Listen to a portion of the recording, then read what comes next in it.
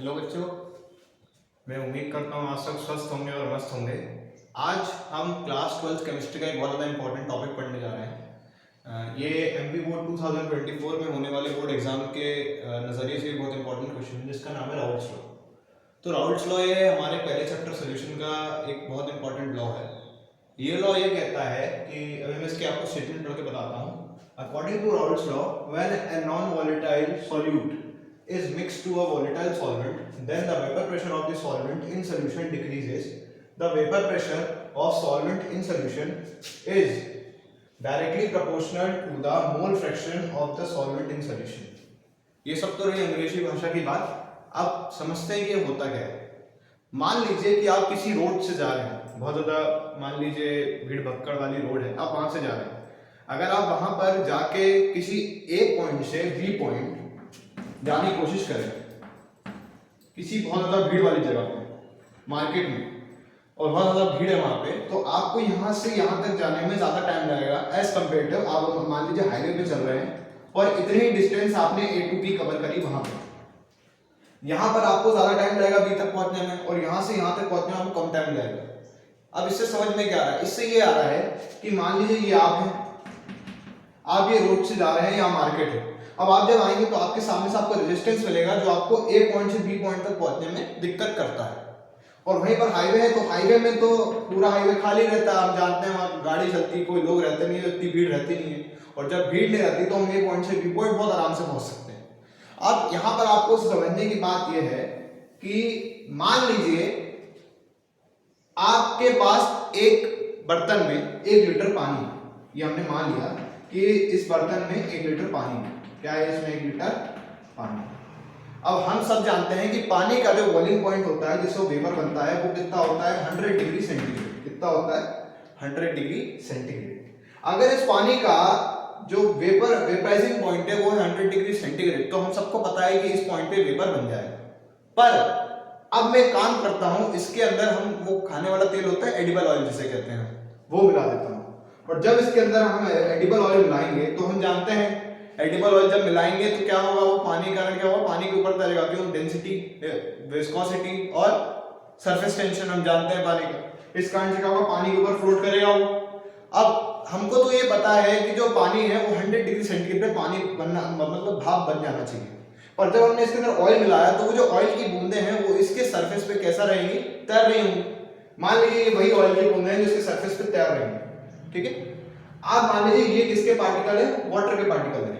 अब जब ये वाटर के पार्टिकल 100 डिग्री सेंटीग्रेड पर भाप बनने की कोशिश करेंगे तो यहां पर सामने इसको रेजिस्टेंस मिलेगा। क्यों?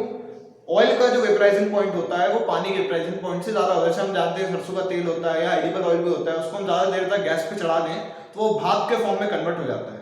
तो हम जानते हैं जो इसका वेपराइजिंग पॉइंट होगा वो इससे ज्यादा होगा। तो मान लीजिए अगर 100 डिग्री सेंटीग्रेड पे भाप बन रहा है, वाटर जो है वो 100 डिग्री सेंटीग्रेड पर वो बन रहा है, भाप बन रहा है, तो वैसे ही मैं मान लेता हूं, सपोज करता हूं ऑयल जो है वो 105 डिग्री पे बन रहा है भाप, ठीक है। अगर वो 105 डिग्री पे भाप बन रहा है तो आप एक बात बताइए, पहले वाटर बनेगा और फिर जाके ऑयल बनना चाहिए। तो अगर वाटर बन रहा है यहाँ पर भाप, अगर ये वाटर यहाँ पे भाप बन रहा है तो एक बात बताइए 100 डिग्री सेंटीग्रेड पे, तो यहाँ पर इसका कितना होगा? 5 डिग्री कम होगा ऑयल का, होगा कि नहीं होगा? क्योंकि 105 पे तो ये भी वेपर बनेगा। तो अब यहाँ पर ये वेपर तो बना नहीं है अभी तक, और जब वेपर नहीं बना है तो क्या करेगा? ये जो वाटर का मॉलिक्यूल जो वेपर बन गया है इसको ऊपर वेपर बन के निकलने में ये क्या करेगा? हिंड्रेंस करता है। क्योंकि हम जानते हैं यहाँ का जो वाटर का मॉलिक्यूल होगा उनमें क्या चलता है? हमारे यहाँ पे एनर्जी पास होती है मॉलिक्यूल टू मॉलिक्यूल। यहाँ पर अगर मैं मान लीजिए यहाँ पर इसको मैं गर्म कर रहा हूँ तो ये जो वाटर का मॉलिक्यूल होगा यहाँ से हीट लेके, गर्मी लेके उसके ऊपर वाले वाटर के मॉलिक्यूल को पास करेगा वो एनर्जी, फिर वो उसके ऊपर वाले मॉलिक्यूल को पास करेगा, फिर उसके ऊपर वाले मॉलिक्यूल को पास करेगा, फिर उसके ऊपर वाले मॉलिक्यूल को पास करेगा, फिर एंड में जाके वो भाप बन जाता है। यही जो सबसे टॉप वाला जो मॉलिक्यूल होता है उसी एनर्जी को लेके भाप बन जाता है। ऐसे ही पानी में वाटर के मॉलिक्यूल भाप बनते हैं। पर हम ये जानते हैं कि अब यहाँ पर ऑयल के हैं, ऑयल के क्या है? ऑयल के यहाँ पर मॉलिक्यूल्स हैं। क्या है? ऑयल के मॉलिक्यूल्स। अब जब ये ऑयल के मॉलिक्यूल्स हैं तो इसको भाप बनने में हिंड्रेंस करेंगे कि नहीं करेंगे? तो जिस कारण से क्या होगा, जो पानी 100 डिग्री सेंटीग्रेड पे भाप बढ़ रहा था, हो सकता है उसका टेम्परेचर जो है भाप बनने का थोड़ा सा और बढ़ जाए। यानी 101 या 102। जैसे आप जानते हैं इस चैप्टर में, सॉल्यूशन चैप्टर में एक और कॉन्सेप्ट है molar boiling point elevation constant, जो आप जानते हैं, या एलिवेशन बॉइलिंग पॉइंट जो हम जानते हैं, वो वाला इसी चैप्टर का कॉन्सेप्ट है। तो उसमें हम ये चीज पढ़ते हैं, ठीक है। आगे का पढ़ लिया अपन लोगों ने, कोई बात नहीं, एक्स्ट्रा नॉलेज हो गई। बट हमें समझ में आ गया कि यहाँ पर जब तक नॉन वोलेटाइल सॉल्यूट होगा, क्या होगा, नॉन वोलेटाइल। अब देखिए दो प्रकार के शब्द मिले अपन को यहाँ पे, एक मिला है वोलेटाइल और एक मिला है नॉन वोलेटाइल। इसका क्या मतलब होता है, हम सब जानते हैं पेट्रोल होता है, पेट्रोल को जैसे हम हाथ पे रखते हैं वो तुरंत भाप बन के हमको ठंडे का एहसास दिलाता है, तो वोलेटाइल है। वोलेटाइल मतलब जो भाप में कन्वर्ट हो जाए, और नॉन वोलेटाइल कौन, जो भाप में कन्वर्ट ना हो। जैसे आप मान लीजिए मैंने यहाँ पर ऑयल का एग्जांपल लिया, ऑयल भाप बन जाता है, हमने चलो ये भी वोलेटाइल हो गया एक तरह से। बट अगर मैं यहीं पर इसके अंदर रेत मिला देता हूँ, सैंड मिला देता हूँ, तो जो सैंड के पार्टिकल्स होंगे, तो वो जब पानी वो बनेगा, भाप बनेगा, तो उसको पानी को भाप बनने में हिंड्रेंस करेंगे कि नहीं करेंगे? क्यों?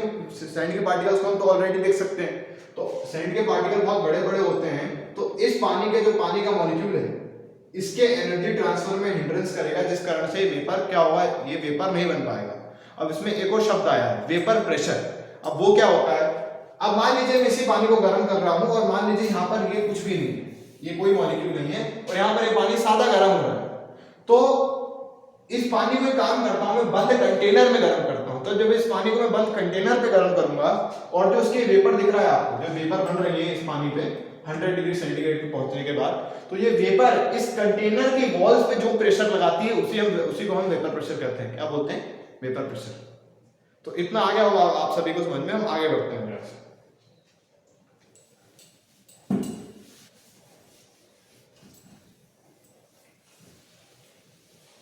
तो लॉ भी आपका यही कहता है, राउल्ट्स लॉ आपका ये कहता है कि जब भी किसी वोलेटाइल सॉल्वेंट जैसे कि पानी हम जान रहे हैं, ये रहा वोलेटाइल सॉल्वेंट आप लोगों के लिए, ये भी फिर से ले आ रहा हूं मैं, ये रहा वोलेटाइल सॉल्वेंट। जब भी किसी वोलेटाइल सॉल्वेंट में नॉन वोलेटाइल सॉल्यूट, उस नॉन वोलेटाइल सॉल्यूट को आप एक काम कीजिए, रेत मान लीजिए, क्योंकि सॉल्वेंट क्या होता है, जो अपने अंदर किसी चीज को घोले, और सॉल्यूट क्या होता है, जो किसी चीज में घुले, ठीक है। तो अब यहाँ पर जब ये नॉन वोलेटाइल सॉल्यूट है अपना, क्या है, नॉन वोलेटाइल सॉल्यूट, तो जब भी हम किसी वोलेटाइल सॉल्वेंट में घोलते हैं, तो हमको पता है कि यहाँ पर जो वेपर बन रहा होगा पानी का, वो कम हो जाएगा। क्यों?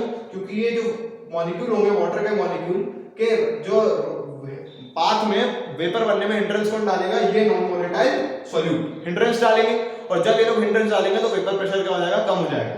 और आपके लॉ का भी यही कहना है, आपके लॉ का ये कहना है राउल्ट्स लॉ का, कि नॉन वोलेटाइल सॉल्यूट जो, जब भी हम किसी वोलेटाइल सॉल्वेंट में नॉन वोलेटाइल सॉल्यूट मिलाते हैं, तो जो सॉल्वेंट का वेपर प्रेशर होता है वो गिर जाता है। क्या जाता है? गिर जाता है। अब गिर जाता है तो वो तो समझ में आया, पर साइंस है, केमिस्ट्री है, फिजिक्स केमिस्ट्री है, तो इसमें कुछ ना कुछ तो रिलेशन दिया होगा हमारे साइंस में, कुछ ना कुछ रिलेशन तो मिलता ही है।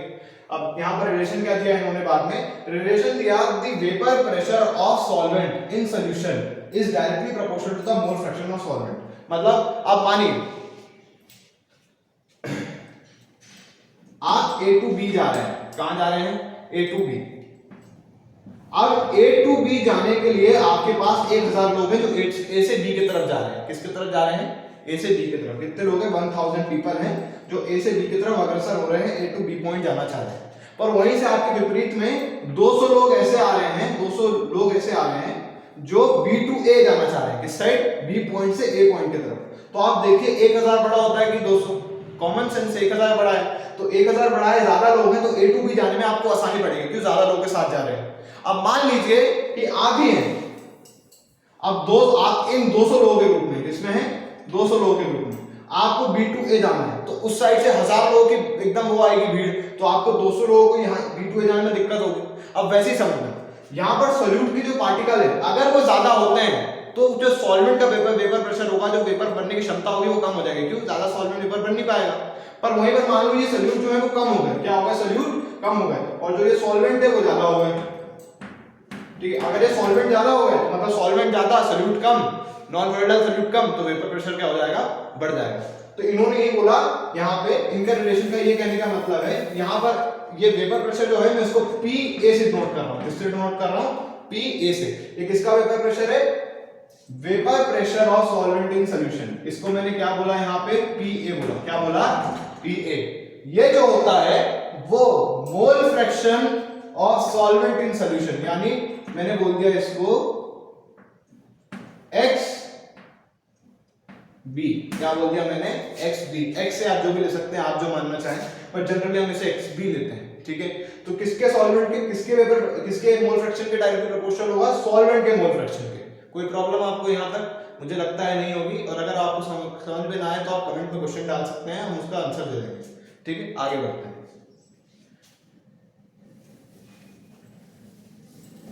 अब हम जानते हैं इस, ये तो अभी थोड़ा सा बड़ा लॉ है, इसमें अभी एक मैथमेटिकल एक्सप्रेशन आती है, तो वो भी निकालना रहता है, ठीक है।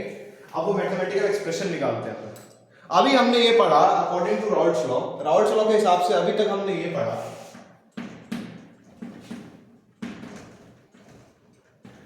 राउल्ट्स लॉ के हिसाब से अभी तक हमने ये पढ़ा कि जो वेपर प्रेशर होता है सॉल्वेंट का, वो डायरेक्टली प्रोपोर्शनल होता है सॉल्वेंट के मोल फ्रैक्शन के, यानी इतना का सॉल्वेंट होगा उतना क्या होगा, वेपर प्रेशर होगा। अब वहीं पर इसका आप दूसरा रिलेशन में निकाल सकते हैं, जितना ज्यादा सॉल्यूट होगा उतना कम क्या होगा, वेपर प्रेशर होगा, इनवर्सली प्रोपोर्शनल हो जाएगा, ठीक है। अब आगे बढ़ते हैं, हम ये जानते हैं, अब सबको पता है जब यहां से ये कांस्टेंट, ये डायरेक्ट प्रोपोर्शनलिटी का साइन हटता है तो एक कांस्टेंट आता है, वो मैंने मान लिया कि, ठीक है। अब हम मानते हैं कि इस सॉल्यूशन के अंदर सिर्फ और सिर्फ सॉल्वेंट है, सॉल्यूट नहीं, ठीक है। क्या है, सिर्फ और सिर्फ सॉल्वेंट है। अगर सिर्फ और सिर्फ सॉल्वेंट है तो मैं यहां लिख रहा हूं for pure solvent, pure solvent है, तो यहां पर जो होगा पी ए किसके बराबर होगा, पी नॉट ए के। और हम जानते हैं अगर जो ये मोल फ्रैक्शन होता है, ये देखिएगा आप पहले, सॉल्यूट एक्स ए प्लस एक्स बी, सॉल्यूट और सॉल्वेंट के मोल फ्रैक्शन को मिला के पूरे सॉल्यूशन का मोल फ्रैक्शन आता है, जिसको मैं एक्स मानता हूं, और इसकी वैल्यू होती है 1, हम जानते हैं। तो अगर ये प्योर सॉल्वेंट है, क्या ये प्योर सॉल्वेंट, तो यहां पर प्योर सॉल्वेंट का मोल फ्रैक्शन क्या होगा, 1 होगा, क्या होगा, 1, ठीक है। अब आगे बढ़ते हैं यहां से, आइए। तो जब ये होगा तो मैं इसको क्वेश्चन नंबर मानता हूं फर्स्ट, ठीक है, और इसको मैं मानता हूं सेकंड, इसको मानता हूं मैं थर्ड। अब लिखेंगे यहां पे हम इक्वेशन फर्स्ट, सेकंड और थर्ड, इन तीनों से ये बात बोल सकते हैं P नॉट ए बराबर के इंटू 1, जिसका मतलब होगा P नॉट ए बराबर के, तो K बराबर क्या आएगा, P नॉट ए। कोई प्रॉब्लम होगी यहां तक आपको, मुझे तो नहीं लगता होगी, अगर होगी तो आप कमेंट में बता सकते हैं, ठीक है। इतना लिख सकते हैं आप, पॉज कर लीजिएगा, आगे बढ़ते हैं। ये मिटा रहा हूं मैं,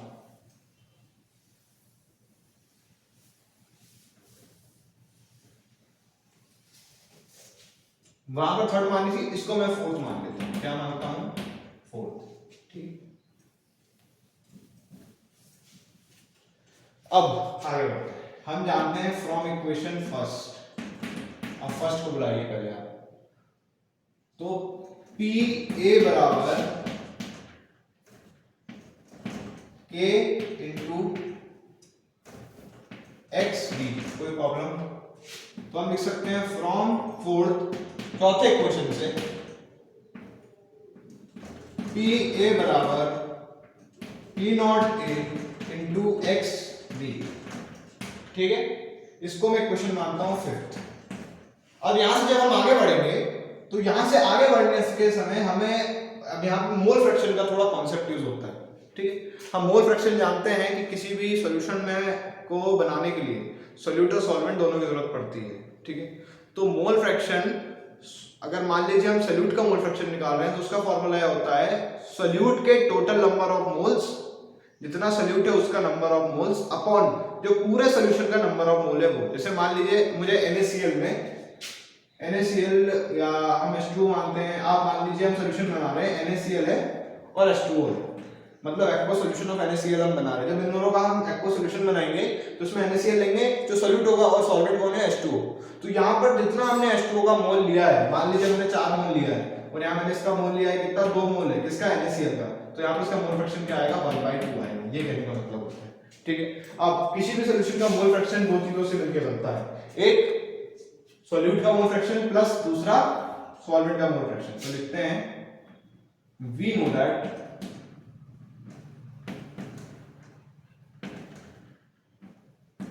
x A plus X B बराबर 1। कोई प्रॉब्लम नहीं होगी यहाँ पे आप सभी को। अब आगे बढ़ते हैं। एक्स बी बराबर 1 माइनस एक्स ए, इतना आ गया होगा समझ। अब इसमें क्वेश्चन आते हैं, क्वेश्चन नंबर 6। अब एक काम कीजिए, लिखिए फ्रॉम 5th and 6th, और जब हम ऐसा करेंगे तो पी ए बराबर पी नॉट ए 1 माइनस का एक्स ए, इतना लिख लीजिए आप। फिर आगे बढ़ते हैं।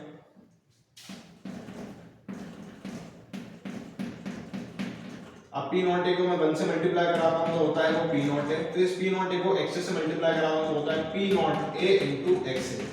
कोई प्रॉब्लम? यहां से आगे बढ़ते हैं। आप इतना लिख सकते हैं पॉज करके।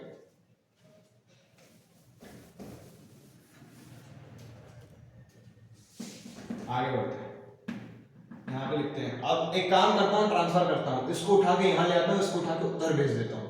ठीक है, तो ये क्या बनेगा?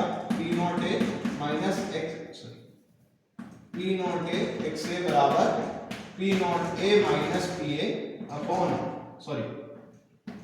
P A. अब यहाँ एक्स ए को लिखता हूँ, तो यहाँ पर इसको मैं भेजूंगा और मल्टीप्लाई में डिवाइड हो जाएगा।